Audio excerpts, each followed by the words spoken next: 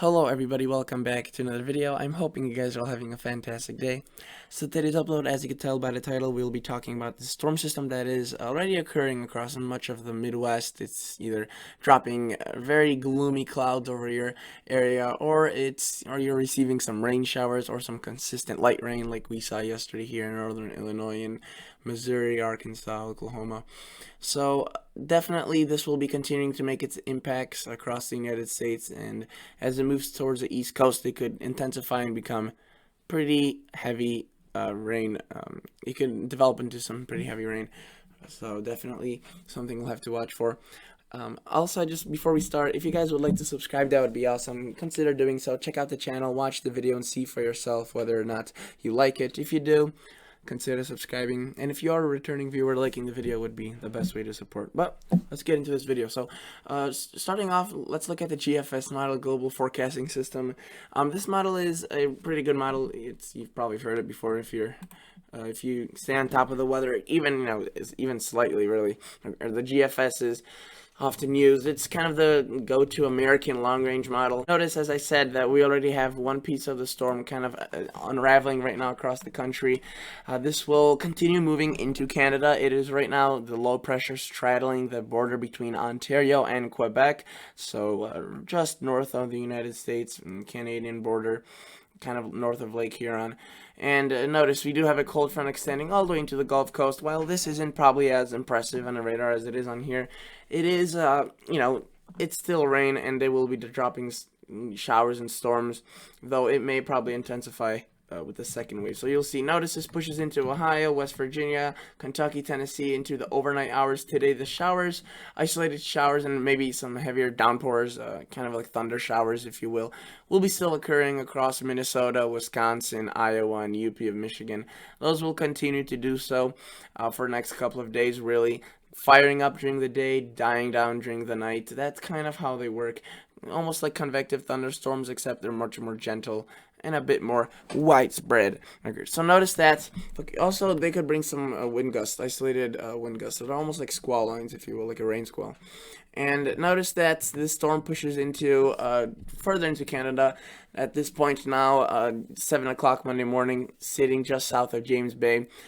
Dumping rain, so if you live in Ontario, Quebec, at around the latitude of James Bay, you'll definitely be seeing some consistently light to moderate rain. Notice the cold front kind of breaks apart before reaching Pennsylvania and New York, so that's a bit unfortunate. But there's good news. We have a resurgence. Well, good news if you want rain. We have a resurgence of moisture from the Gulf of Mexico from the storm system. It kind of already puts things in action, so more storms and more waves of precip are more eager to develop with less resources, if you will. Kind of like a chain reaction. And notice that we quickly start developing moisture, and this could be heavy at times. This is now pushing into late Tuesday, so this is what Tuesday afternoon tomorrow will look like. Showers continuing across the northern plains, maybe not as far to the south all day, but eventually they do kind of make their way into Illinois, Indiana yet again. Notice that first storm basically pushes off, continues to intensify. It does its own little thing, 976 millibars. It's relatively small. You can see that the strong winds aren't that far outreaching, if you will, but if you're under this, you will see some heavy wind gusts, kind of just, like a blustery day with some rain showers, so really not too pleasant. And then notice as we push this into portions of into later portions of Tuesday, we see that the storm system does fire up quite a bit of precipitation from the Gulf of Mexico. It kind of brings that precipitation into action, and you could see anywhere from Florida to Maine. Some of these showers and storms do get pretty strong. New York, Pennsylvania.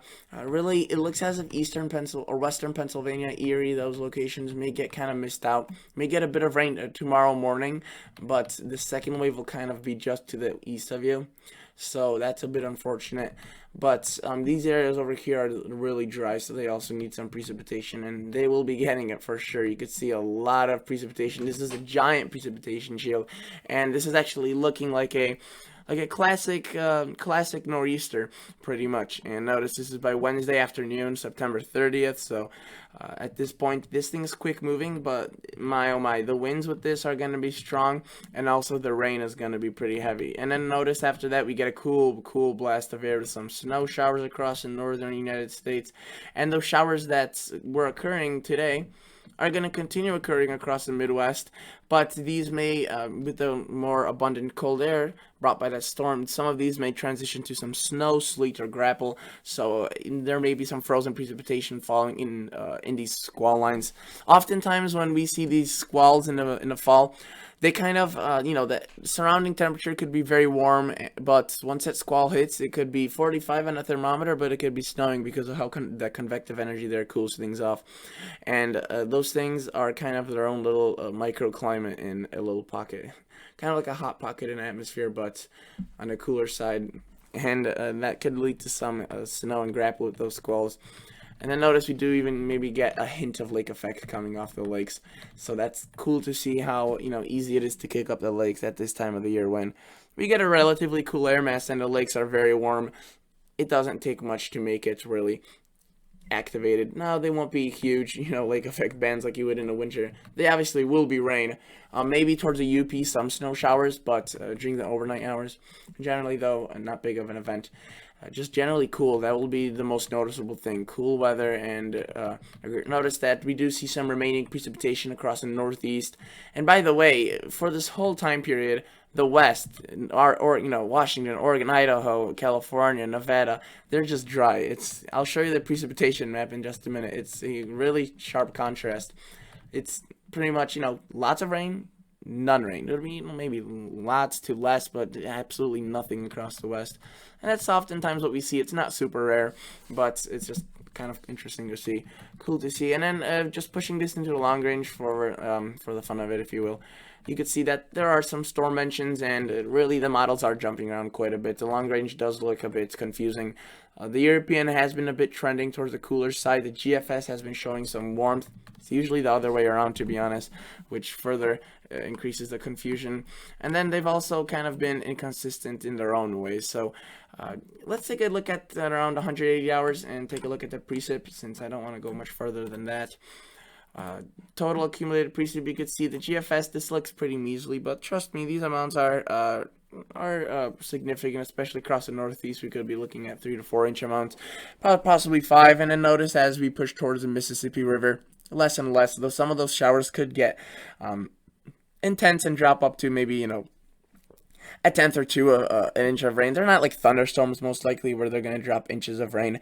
Though, if you get a strong one, one of these thunder showers, and if it's kind of stays over a certain area for a longer period of time, we could get maybe up to like a half an inch or inch of rain. Again, though, it's been pretty dry, so no flooding threat really is a concern.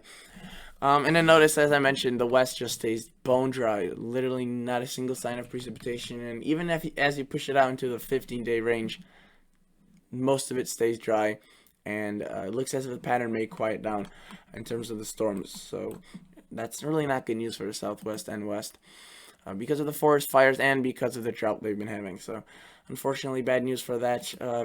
Nothing you could do about that, really. This is the GFS parallel, so it's kind of like the GFS, but it's going to take over the GFS spot within, I don't know where the official date is. I don't think they replaced it yet, but they will. They did this one time with the GFS FV3, the version 3, if you recall, a few years back. That took quite a while, and that may, be the same situation this year.